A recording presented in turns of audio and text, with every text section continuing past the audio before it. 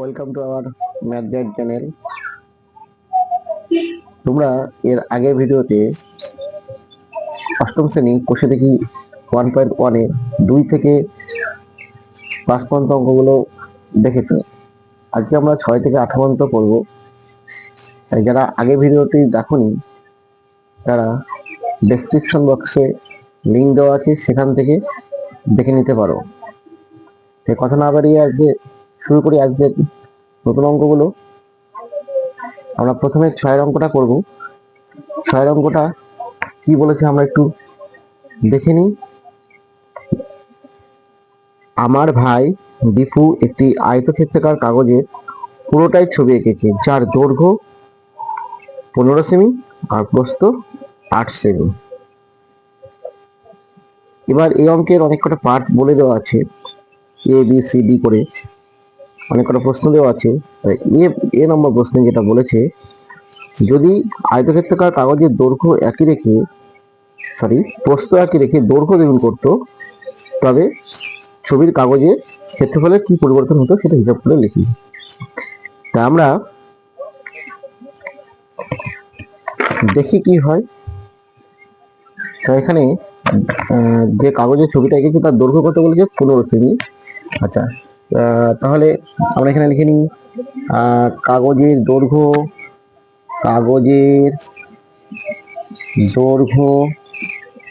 15 centimetre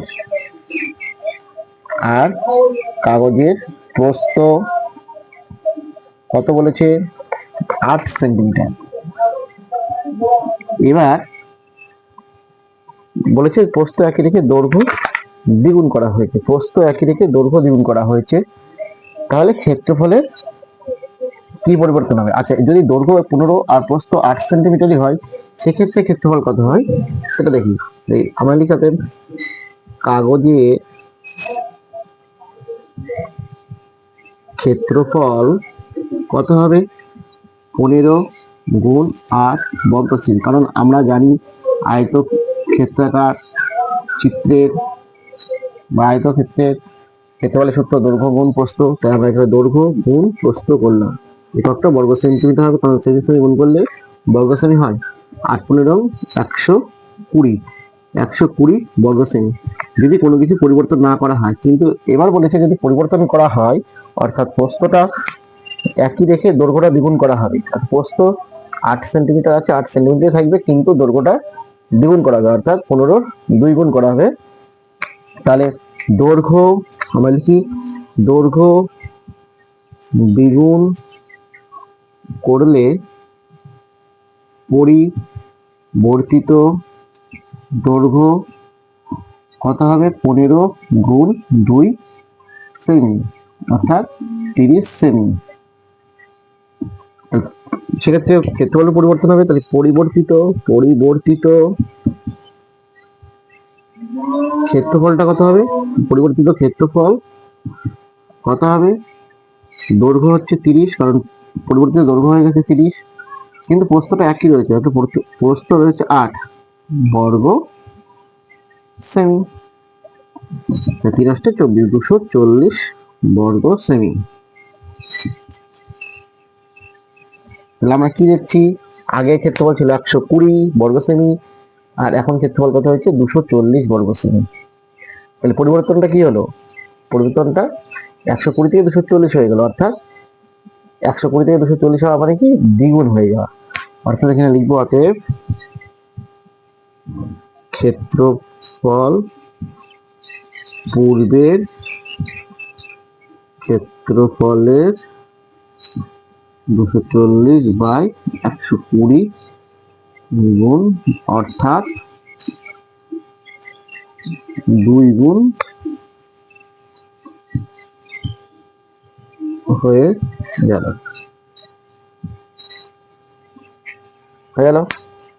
তাহলে প্রথম 6 এর অঙ্কটা আমরা করে ফেললাম, খুব সহজ, তাই না। এবার আমরা 6 বি এর অঙ্কটা করব। 6 বিয়েতে বি নম্বর কোশ্চেনে বলেছে যে দৈর্ঘ্য একই থাকবে, প্রস্থ দ্বিগুণ করা হবে। আগের অঙ্কটা যেরকম আমরা দৈর্ঘ্যটাকে দ্বিগুণ করেছিলাম, প্রস্থটা একই ছিল, এক্ষেত্রে প্রস্থটা দ্বিগুণ হবে আর দৈর্ঘ্যটা একই থাকবে। তাহলে একই রকম ভাবে আমরা আগের অঙ্কটা মতো করবো, যে কাগজের দৈর্ঘ্য 15 সেন্টিমিটার, প্রস্থ 8 সেন্টিমিটার, তাহলে কাগজের ক্ষেত্রফল 15 × 8 বর্গ সেমি, অর্থাৎ 120 বর্গ সেমি। এবার লিখব প্রস্থ দ্বিগুণ করা হলে প্রস্থ কত হবে? প্রস্থ হবে, কত ছিল? 8 ছিল, সেই জায়গায় দ্বিগুণ করা হলো অত সেমি, অর্থাৎ কত? 16 সেমি। এবার পরিবর্তিত ক্ষেত্রফল কত হবে? পরিবর্তিত ক্ষেত্রফল এক্ষেত্রে কত হবে? দৈর্ঘ্য কত? দৈর্ঘ্য কোনো পরিবর্তন করা হয়নি, 15। প্রস্থটা কত হয়ে গেছে? 16 বর্গ সেমি। এক্ষেত্রে এটা গুণ করলে 580,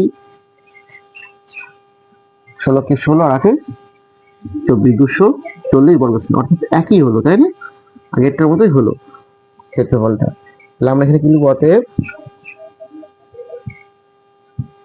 ক্ষেত্রফল পূর্বের ক্ষেত্রফলের কত গুণ হলো? আগেরটা যেরকম করেছিলাম, অর্থাৎ 2 গুণ হবে। হ্যাঁ, কি একটুখানি আগে লিখে দিই, পরিবর্তিত ক্ষেত্রফল, পরিবর্তিত ক্ষেত্রফল পূর্বের ক্ষেত্রফলের 2 গুণ হবে, তাই না? সেম আগের অঙ্কটার মতো, এটা শুধুমাত্র আগেরটা দৈর্ঘ্য দ্বিগুণ করেছিল, এটা প্রস্থ দ্বিগুণ করেছে। এবার আমরা পরের অঙ্কটা করব 6 সি নম্বর অঙ্কে বলেছে দৈর্ঘ্য ও প্রস্থ দুটোই দ্বিগুণ করা হয়েছে, কিন্তু আগের অঙ্কগুলোতে একবার দৈর্ঘ্য দ্বিগুণ করা হয়েছিল, একবার প্রস্থ দ্বিগুণ করা হয়েছিল, কিন্তু এখানে দৈর্ঘ্য প্রস্থ দুটোই দ্বিগুণ করা হয়েছে। তখন আমরা কি করব? আমরা ওটাকে দুবার লিখতে হবে, যে মানে দৈর্ঘ্যকে দ্বিগুণ করা হলে কত হবে, প্রস্থকে দ্বিগুণ করা হলে কত হবে। আমরা লিখি দৈর্ঘ্য দ্বিগুণ করলে দৈর্ঘ্য হবে কত? 15 গুণ 2 সেমি, অর্থাৎ 30 সেমি। প্রস্থ দ্বিগুণ করলে প্রস্থ হবে কত? 8 গুণ 2 সেমি সমান 16 সেমি। আমরা দেখো প্রথমে যে কাগজের দৈর্ঘ্য প্রস্থটা যেটা ছিল সেটা কোনো পরিবর্তন করিনি, দৈর্ঘ্য প্রস্থ যেটা ছিল সেটাই আছে, কাগজের ক্ষেত্রফল 120 প্রথম অবস্থায়, কোনো কিছু পরিবর্তন না করে। যখন পরিবর্তন করা হলো তখন দৈর্ঘ্য হয়ে গেল 30 আর প্রস্থ হয়ে গেল 16। এখন ক্ষেত্রফলটা কত হবে সেটা আমরা দেখি। এখন পরিবর্তিত ক্ষেত্রফল কত হবে? 30 গুণ 16 বর্গ সেমি, 3 × 16 = 48, অর্থাৎ 480 বর্গ সেমি হলো, 480 বর্গ সেমি হলো। এবার আগে কত ছিল? 120, এখন হয়ে গেল 480, অর্থাৎ কতটা পরিবর্তন হলো সেটা আমরা দেখি। হ্যাঁ, অতএব এখন ক্ষেত্রফল পূর্বের ক্ষেত্রফলের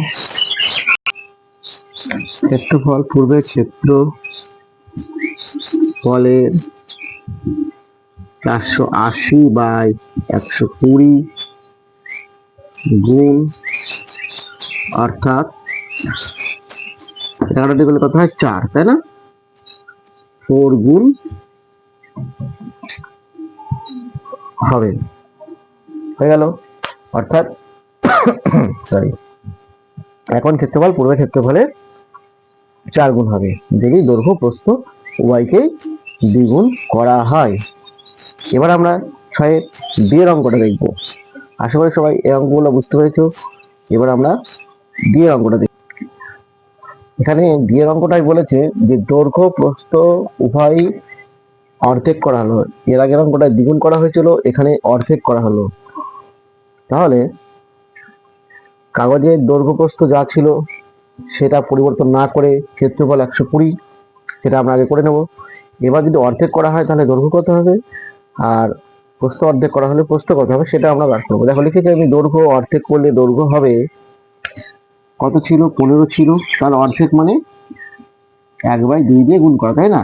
এত সেমি সমান 7.5 সেমি, কিংবা আমরা 15/2 রেখে দিতে পারি, পরে গুণ করার সময় আমরা গুণ করে নেব। আর প্রস্থ কত, প্রস্থ অর্ধেক করলে প্রস্থ হবে 8কে আমরা 2 দিয়ে গুণ করবো কিংবা 2 দিয়ে ভাগ করবো, তাই না? এত সেমি, কত হবে 4 সেমি। দেখো এখন কি হবে, তাহলে এখন ক্ষেত্রফল কত হবে, এখন ক্ষেত্রফল হবে 15/2 গুণ 4 বর্গ সেমি। কারণ দৈর্ঘ্য কত হয়ে গেছে, এখন 15/2 হয়ে গেছে, প্রস্থ কত হয়ে গেছে, 4 হয়ে গেছে। দৈর্ঘ্য ইন্টু প্রস্থ করলে ক্ষেত্রফল কত হচ্ছে, 30 বর্গ সেমি। তাহলে আমরা একই রকম ভাবে করবো, যে লেখাটা লিখবো যে অতএব এখন ক্ষেত্রফল পূর্বের ক্ষেত্রফলের কত গুণ হচ্ছে, ক্ষেত্রফলের 30/120। পূর্বে কত ছিল, 120, এখন কত হয়েছে 30, এত গুণ। অর্থাৎ এটা কাটাকুটি করলে কত হবে, 1/4, তাই না? 0 0 কেটে যাবে, 3 4 12, তার মানে এটা কত হবে, 1/4 গুণ হবে, 1/4 গুণ হবে, তাই না? অর্থাৎ যা ছিল তার 4/1 হবে ক্ষেত্রফল। তাহলে আমরা 6 অঙ্কটা, 6-এর 4টি পার্টের যে অঙ্কটা ছিল সেটা আমাদের হয়ে গেল। এবার পরবর্তী আমরা 7 অঙ্কটা করার চেষ্টা করি। দেখো 7 অঙ্কটা বলেছে, আমি 3টি বর্গাক্ষেত্রাকার কাগজ কাটি এবং ক্ষেত্রফল কিরূপ পরিবর্তন হয় দেখি যদি দৈর্ঘ্য দ্বিগুণ করা হয় আর দৈর্ঘ্য অর্ধেক করা হয়। এখানে 3টে কাগজ কেটে বলেছে, আমি 3টে নয়, একটা বর্গক্ষেত্রের জন্য যেটা দেখাচ্ছি সেটাই 3টের জন্যই একই হবে। হ্যাঁ, তাহলে আমরা এখানে তো বর্গক্ষেত্রের বাহুর দৈর্ঘ্য বলে দেওয়া নেই, তাই বর্গক্ষেত্রের বাহুর দৈর্ঘ্য যা কিছু হতে পারে। আর আমরা এর আগে ভিডিওতে আমি বলেছি যে বর্গক্ষেত্রের ক্ষেত্রফলের জন্য কি করতে হয়, বর্গক্ষেত্র কাকে বলে, এগুলো সব আমি বলেছি। ক্ষেত্রফলের সূত্রটা কি ছিল, যে বাহুর দৈর্ঘ্য গুণ বাহুর দৈর্ঘ্য, একটি বাহুর দৈর্ঘ্য গুণ একটি বাহুর দৈর্ঘ্য, অর্থাৎ বাহু স্কয়ার হচ্ছে বর্গক্ষেত্রের ক্ষেত্রফলের সূত্র। তাই আমরা এখানে, তাই যেহেতু এখানে বাহুর দৈর্ঘ্য দেওয়া নেই, তাই আমরা একটা বাহুর দৈর্ঘ্য আমরা ধরে নিই। হ্যাঁ, আমরা লিখবো, ধরা যাক বর্গ ক্ষেত্রাকার কাগজটির একটি বাহুর দৈর্ঘ্য x। যেহেতু এখানে কোনো একক দেওয়াও নেই, তাই আমরা শুধু একক কথাটাই লিখবো, একক। হ্যাঁ, এবার তাহলে কাগজটির ক্ষেত্রফল কত হবে, অর্থাৎ কাগজটির ক্ষেত্রফল হবে, কাগজটির ক্ষেত্রফল হবে কত হবে, x² বর্গ একক, তাই না? বর্গ আমরা কি লিখি, বর্গ সেমি লিখি, বর্গ মিটার লিখি, কিন্তু একক আছে তাই বর্গ একক। এবার এটা যদি 1 সেন্টিমিটার হয় তাহলে আমরা এটা লিখতাম বর্গ সেমি। হ্যাঁ, যেহেতু এখানে একক ধরেছি তাই এককই লিখবো, এটা কোনো কিছু পরিবর্তন না করে। এবার প্রথমে যেটা বলেছে আমাদের সাথে এ নম্বরে বলেছে, যদি দৈর্ঘ্যটাকে দ্বিগুণ করা হয়, তাহলে দৈর্ঘ্য দ্বিগুণ করলে, দৈর্ঘ্য দ্বিগুণ করলে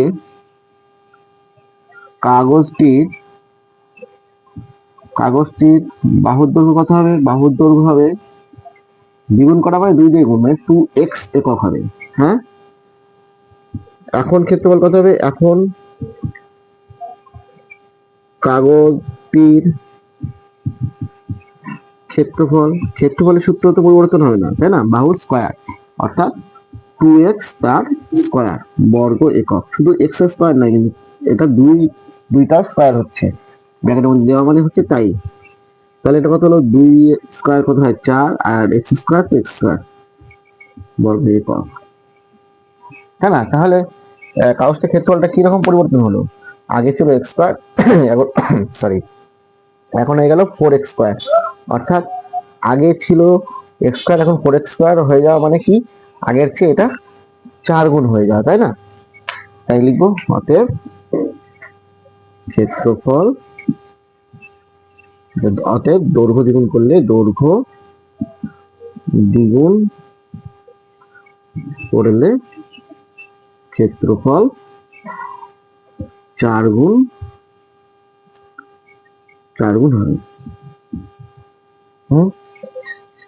এবার আমরা বি নাম্বারটা দেখি। হ্যাঁ, এ নাম্বারটা হলো, এবার বি নাম্বারটা বলেছে যদি দৈর্ঘ্য অর্ধেক করা হয়।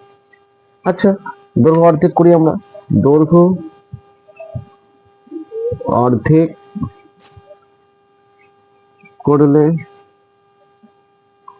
কাগজটির বাহুর দৈর্ঘ্য কত হবে? এই অর্ধেক মানে 2 দিয়ে ভাগ। আচ্ছা, তাই না? তাহলে এখন ক্ষেত্রফল কত হবে? এখন ক্ষেত্রফল কত হবে? x/2 তার স্কয়ার বর্গ একক। তো x স্কয়ার বাই 4, তাই না? 2 স্কয়ার 4 বর্গ একক। তাহলে x স্কয়ার বাই 4, আর আগেরটা কি ছিল? x square. তাহলে সেটা কত গুণ হয়ে গেল? আগের চেয়ে এটা 1/4 গুণ হয়ে গেল, তাই না? এই যে x স্কয়ার গুণ 1/4 যায়, আর x স্কয়ার বাই 4 তাই। তাহলে আমরা লিখবো অতএব ক্ষেত্রফল, অতএব দৈর্ঘ্য অর্ধেক করলে ক্ষেত্রফল 1/4 গুণ হবে, তাই না? তাই দৈর্ঘ্য অর্ধেক করলে ক্ষেত্রফল কত হবে? 1/4 গুণ হবে। আচ্ছা, এবার আশা করি অঙ্কটা সবাই বুঝতে পেরেছো। এবার আমরা 8 অঙ্কটা করব। তাহলে 8 অঙ্কটা কি বলেছে আমরা দেখি। আমাদের পাড়ার ক্লাব ঘরের দৈর্ঘ্য, প্রস্থ ও উচ্চতা যথাক্রমে 7.2 মিটার, 5.5 মিটার ও 4.2 মিটার। ঘরের 3 মিটার লম্বা ও 1.8 মিটার চওড়া একটি দরজা ও 2.25 মিটার লম্বা ও 1.8 মিটার চওড়া দুটি জানালা আছে। এই পর্যন্ত অঙ্কটা বলা আছে। এবার অঙ্কের 8টা এই 4টে পার্ট আছে, অর্থাৎ 8-এর এ নম্বরে যেটা বলেছে ক্লাব ঘরে মেঝের ক্ষেত্রফল হিসাব করি। আচ্ছা, ঘরে একটা ঘরের তো দৈর্ঘ্য থাকবে, প্রস্থ থাকবে, আবার উচ্চতাও থাকবে, তাই না? তাহলে মেঝের তার উচ্চতা নেই, ঘরটা যে দৈর্ঘ্য প্রস্থ সেটাই হচ্ছে মেঝের দৈর্ঘ্য প্রস্থ, এবং মেঝে যতটা দৈর্ঘ্য প্রস্থ হবে ছাদটাও ততটাই তার দৈর্ঘ্য প্রস্থ হয়। ছাদের চেয়ে মেঝে বা মেঝের চেয়ে ছাদ কোনোটাই ছোট বড় হবে না, তাই না? একই তো হয়, তাই না? তাই তাহলে মেঝের ক্ষেত্রফল বার করতে গেলে মেঝেটা কেমন হয়? মেঝেটা আমরা দেখেছি আয়তক্ষেত্রাকারই হয়, কোনো বর্গক্ষেত্রাকারও হতে পারে, কিন্তু আয়তক্ষেত্রাকারই বেশি হয়। তা আয়তক্ষেত্রাকার হোক আর বর্গক্ষেত্রাকারই হোক না কেন, ক্ষেত্রফলের সূত্র কি? দৈর্ঘ্য ইন্টু প্রস্থ। আয়তক্ষেত্রাকার হলে দৈর্ঘ্য প্রস্থ থাকবে, বর্গক্ষেত্র হলে দৈর্ঘ্য আর প্রস্থ সমান সমান হয়, তার জন্য আমরা যে কোনো একটাই বলি দৈর্ঘ্য গুণ দৈর্ঘ্য বলি। যাই হোক, তাহলে এই মেঝের ক্ষেত্রফলটা কি হবে? দৈর্ঘ্য গুণ প্রস্থ। তাহলে ঘরের যে দৈর্ঘ্য প্রস্থ সেটাই হবে মেঝের দৈর্ঘ্য প্রস্থ। ঘরের দৈর্ঘ্য কত বলেছে? 7.2 মিটার, আর প্রস্থ কত বলেছে? 5.5 মিটার। তাহলে এক্ষেত্রে আমরা তাই লিখবো 8-এর এ, ঘরের না লিখে আমরা কি লিখবো? মেঝের দৈর্ঘ্য কত হবে? 7.2 মিটার,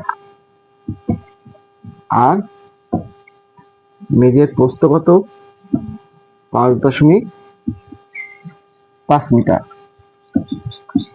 তাহলে মেঝের ক্ষেত্রফল কত? মেঝের ক্ষেত্রফল মেঘের ক্ষেত্রফল 7.2 গুণ 5.5 বর্গ মিটার, তাই না? এটাকে গুণ করলে কত হয় আমরা দেখি। আমরা গুণটা এখানে করে নিই। আমরা 72 আর 55 গুণ যদি আমরা করি, এখানে 5 গুণে 10, হাতে থাকে 1, 5 থেকে 35, এটাকে 36। তাহলে এটাও তাই হবে, 6093, মানে 394, 3960। এবার দশমিকটা কোন ঘরে কোথায় বুঝবে? এদিক থেকে এখানে এক ঘর, এখানে এক ঘর, দু ঘর আগে বুঝবে, তো এখানে বুঝবে দশমিক এক ঘর দু ঘর, তাই না? এত বর্গ মিটার। তাহলে মেঘের ক্ষেত্রফল কত বেরিয়ে গেল? 39.60 বা 39.6 বর্গ মিটার। যেহেতু শূন্যের কোনো দাম নেই দশমিকের পরে, শেষে যদি থাকে। এবার বলেছে মেঘের ক্ষেত্রফলটা আমাদের বেরিয়ে গেল। এবার বলেছে সরি, মেঝে সিমেন্ট করতে প্রতি বর্গমিটারে 62 টাকা হিসাবে কত খরচ পড়বে? তাহলে আমাদের সিমেন্ট করতে হবে কত বর্গমিটার? এত 39.6 বর্গমিটার। তাহলে প্রতি বর্গমিটারে যদি 62 টাকা খরচ হয়, তাহলে 39.6 বর্গমিটারে কত টাকা খরচ হবে, তাই না? আমরা সেভাবে লিখবো যে প্রতি বর্গমিটার সিমেন্ট করতে প্রতি বর্গমিটার প্রতি বর্গমিটার সিমেন্ট প্রতি বর্গমিটার সিমেন্ট করতে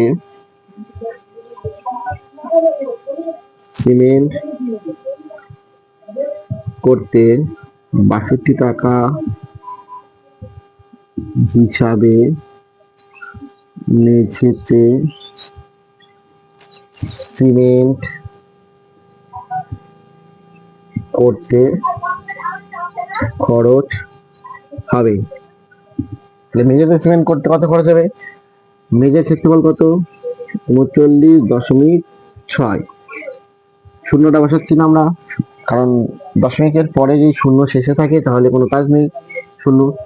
আর ইন্টু 62, এত টাকা খরচ হয়। কারণ প্রতি বর্গমিটার অর্থাৎ এক বর্গমিটারে যদি 62 টাকা খরচ হয়, তাহলে এত বর্গমিটারে কত খরচ হবে? বেশি নিশ্চয়ই হবে, তার জন্য গুণ করতে হবে। তাই আমরা গুণ করেছি। এটা গুণ করে আমরা দেখবো কত হয়। গুণটা আমরা এখানে করে নিই। গুণটা আমরা এখানে করে নিই। দেখো গুণটা আমরা এখানে করে নিয়েছি। কত বেরিয়ে এলো? এখানে 24,552, অর্থাৎ এত টাকা। দশমিকটা এক ঘর আগে আছে, তাই এখানে শূন্য আমি বসাইও, তাহলে কি হবে? তাহলে দশমিকটা এখানে বুঝবে। হ্যাঁ, এখানে একটা শূন্য বুঝবে, দশমিকটা এখানে বুঝবে, তাই না? দুঘর আগে আছে, তাই দুঘর আগে দশমিক আমি বসিয়ে দিলাম। তাহলে প্রতি বর্গমিটারে সিমেন্ট করতে 62 টাকা হিসাবে মেঝেতে সিমেন্ট করতে কত খরচ হলো? 2455 টাকা 20 পয়সা, বা 2455.20 টাকা খরচ হলো। তাহলে এর অঙ্কটা হয়ে গেল। এবার আমরা বিয়ের অঙ্কটা দেখি। বিয়ের অঙ্কটা কি বলেছে? তাই 8-এর বিয়েরটা বলেছে, যদি দরজা ও জানালা বাদে ভেতরে 4 দেওয়ালের ক্ষেত্রফল হিসাব করি, তাহলে টোটাল 4 দেওয়ালের ক্ষেত্রফল থেকে আমাদের দরজা জানালাটা বাদ দিতে হবে। দরজা আছে কটা? দরজা আছে একটা। সেই দরজা কত মিটার লম্বা? 3 মিটার লম্বা আর 1.8 মিটার চওড়া। তাহলে একটি দরজার ক্ষেত্রফল আমরা বের করে নিই। একটি দরজার ক্ষেত্রফল, আচ্ছা কত হবে? এখানে কি বলেছিল? একটি দরজার ক্ষেত্রফল বলেছিল যে 3 মিটার লম্বা, মানে দৈর্ঘ্য 3 মিটার, প্রস্থ হচ্ছে 1.4 মিটার। তাহলে ক্ষেত্রফল কত হবে? 3 গুণ 1.4 বর্গ মিটার। গুণ করলে কত হয়? 5.4 বর্গ মিটার। আর জানালা কটা রয়েছে? জানালা রয়েছে দুটি, যার দৈর্ঘ্য 2 দশমিক। তাই দুটি জানালার ক্ষেত্রফল কত হবে? দৈর্ঘ্য গুণ প্রস্থ, তাই না? দৈর্ঘ্য বলেছে 2.25 মিটার, আর প্রস্থ কত বলেছে? 1.8 মিটার। এরকম জানালা দুটো আছে, এটা হচ্ছে একটা জানালার জন্য, তাই দুটো জানালার জন্য 2 দিয়ে গুণ করতে হবে, এত বর্গ মিটার। এটা গুণ করলে কত হয় আমরা দেখি।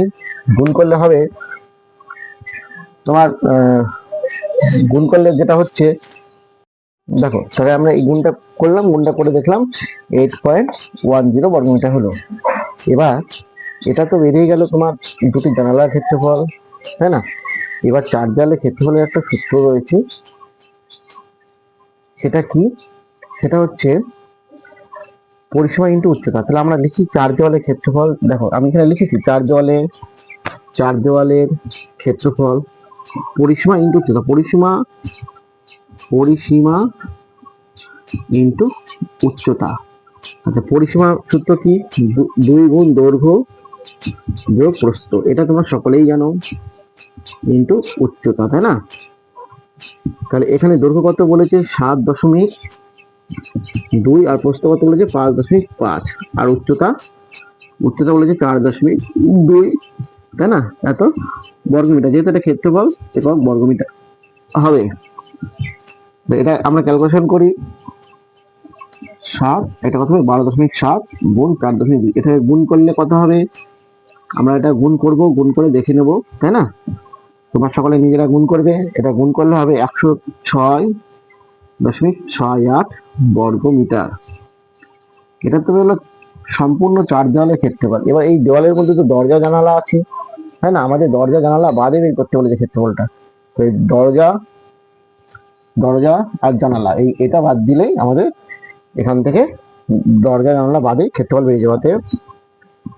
দরজা ও জানালা বাদে চার দেওয়ালের ক্ষেত্রফল কত হবে?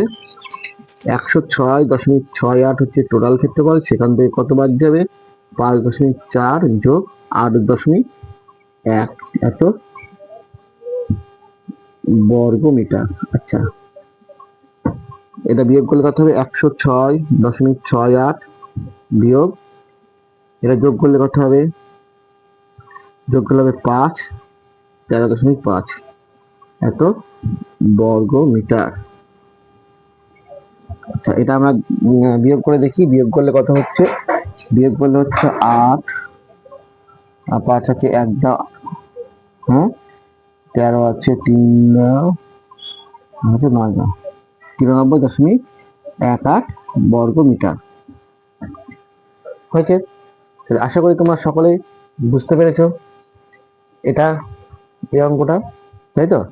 আমরা চার দেওয়ালের ক্ষেত্রফল থেকে দরজা জানালা ক্ষেত্রফলটা, মোট ক্ষেত্রফল যেটা বেরোলো সেটা বাদ দিলাম। তাহলে দরজা জানালা বাদে আমাদের চার দেওয়ালের ক্ষেত্রফল বেড়ে গেল, তাই। এবার 8 সি, ঘরের ভেতরের ছাদের ক্ষেত্রফল কত? ছাদের ক্ষেত্রফল আর মেঝের ক্ষেত্রফলটা একই হয়, তাই না? ঘরের ভেতরের দিকে যেহেতু, তাহলে আমরা লিখবো ঘরের ঘরের ভেতরের ছাদের ক্ষেত্রফল। ছাদের ক্ষেত্রফলটা ঘরের দৈর্ঘ্য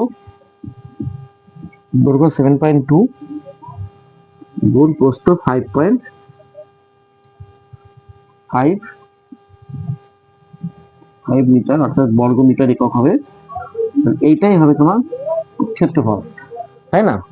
এটাই হবে ক্ষেত্রফল। এটা গুণ করে যেটা হবে সেটাই তোমার ছাদের ক্ষেত্রফল, তাই না? এর আগে আমরা এটা গুণ করেছি, গুণ করে কত বেরিয়েছিল? 39.60 বা 6, তাই না? এত বর্গ মিটার হয়ে গেল 8 সি এর অঙ্কটা। এবার আমরা 8 বি এর অঙ্কটা দেখবো, তাই না? তাহলে এবার ডি এর অঙ্কটা কি বলেছে? প্রতি বর্গ মিটারে 12 টাকা হিসাবে দরজা ও জানালা বাদে ভিতরের চারিদিকে চার দেওয়াল ও ছাদ চুনকাম করতে কত খরচ পড়বে সেটা হিসেব করে লিখি, তাই না? ছাদ আর ভিতরের চারিদিকে চুনকাম করতে প্রতি বর্গমিটারে কত টাকা খরচ হয়? 12 টাকা। তাহলে চার দেওয়ালে দরজা জানলা বাদে ক্ষেত্রফল কত বেরিয়েছিল? আর তাহলে আমরা এখানে লিখবো দরজা ও জানালা বাদে চার দেওয়াল ও ছাদের মোট ক্ষেত্রফল দরজা ও জানালা বাদে আমরা এর আগে করেছি যে ক্ষেত্রফল কত বেড়ে গিয়েছিল 93.18 বর্গমিটার, আর ছাদের ক্ষেত্রফল আমরা এক্ষুনি বের করলাম, কত বেরোলো 39.6 বর্গমিটার। এটা যোগ করলে কত বেরোবে, যোগ করলে 8, 6 রেখে 7, 9 আর 3 12, 2 হাতে থাকে 1, 13 এত বর্গমিটার। তাহলে চার দেওয়াল, দরজা জানলা বাদে চার দেওয়াল ও ছাদের মোট ক্ষেত্রফল হয়ে গেল 132.18 বর্গমিটার। এবার এই জায়গাটা আমাদের চুনকাম করতে হবে, যার জন্য প্রতি বর্গমিটারে 12 টাকা খরচ হবে। এত বর্গমিটারে কত খরচ হবে গুণ করে দিলে হয়ে যাবে। আমরা লিখবো অতএব চার দেওয়াল ও ছাদ চুনকাম করতে মোট খরচ হবে 132.78 গুণ 12 টাকা। এটা আমরা গুণ করে দিই। 8 বরং 96, 6 হাতে থাকে 9, 7 বরং 84 আর 9 93 হাতে থাকে 9, 12 24 আর 9 33 হাতে থাকে 3, 3 বরং 36 আর 3 39 হাতে থাকে 3, 12 12 3 15, তার মানে 1593.36 টাকা মোট খরচ হবে। আশা করি সকলে অঙ্কগুলো বুঝতে পেরেছো। যদি ভালো লেগে থাকে তাহলে ভিডিওটি লাইক করবে এবং আমার এই চ্যানেলটি সাবস্ক্রাইব করবে এবং বন্ধুদের সঙ্গে শেয়ার করবে। সাবস্ক্রাইব করে নোটিফিকেশন বেল আইকনটি টিপে রাখবে, চ্যানেলে নতুন ভিডিও আসলে তোমরা সবার আগে আপডেট পাবে। আজকের মতো এখানেই শেষ। এর পরের ভিডিওতে আমরা পরের অঙ্কগুলো করব। Thank you for watching.